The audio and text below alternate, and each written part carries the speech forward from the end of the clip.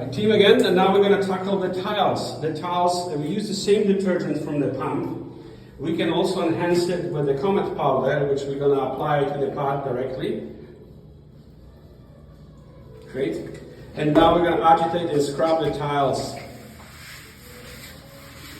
You can scrub with the extension.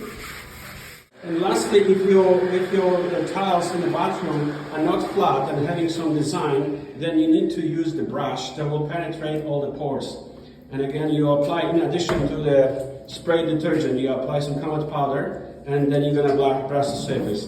This shower is actually flat surface, but for those showers who have surface not even, then brush becoming more perfect.